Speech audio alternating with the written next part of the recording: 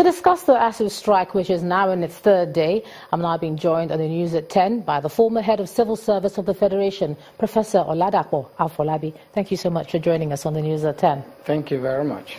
Now, there's been a lot of back and forth about the way the strike was called. Everyone seems to say it took them by surprise. We heard the Minister of Labour, now the Minister of Education. What's your impression? Well, it must be by surprise.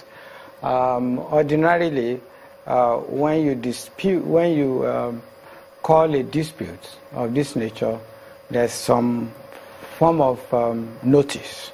Perhaps notice was given.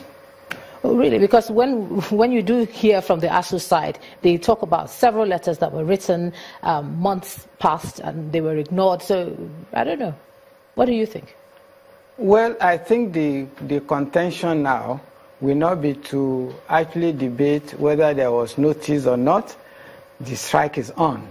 And we should do all that it requires to get all the stakeholders to come back to the discussion table, give each other the assurances required so that our children will not suffer. You have a lot of experience in terms of resolving disputes of this nature. What sort of concessions do you think the federal government should make on their part? Let's start from them.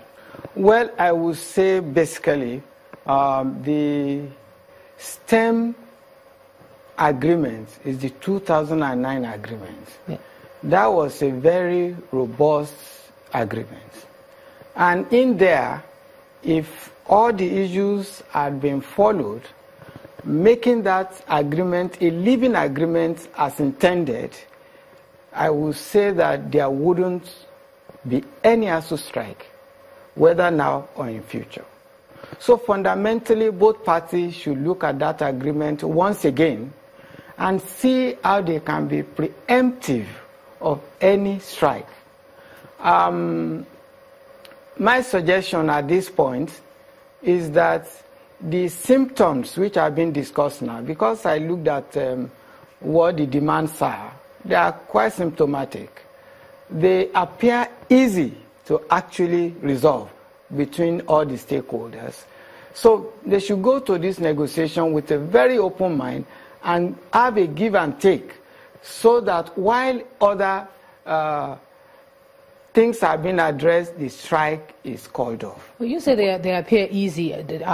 Does it really appear easy? Some people are arguing that at the time some of those agreements were made, we didn't have the economic realities that we have now, and so perhaps there should be concessions on ASUU's side. What do you think? Well, the agreement that was actually reached at the time had the ingredients of implementation. If you have a lag time on any of the components, the kind of result that we have now is what we will have. So we have to revisit that agreement, look at the implementation mechanisms that will enable to some extent, and that is what I call for. All the three components of autonomy for the university. Universities elsewhere, they have all the autonomies, academic, administrative, and financial. We have to address all of those, develop the mechanism. But as it is now, what my advice will be to both ASUU and government is to quickly reach a form of give and take on all the issues. I'm saying it's easy in the sense that if the mind is open, positive, and we think of the repercussions, we can easily eat a kind of midway agreement and move on.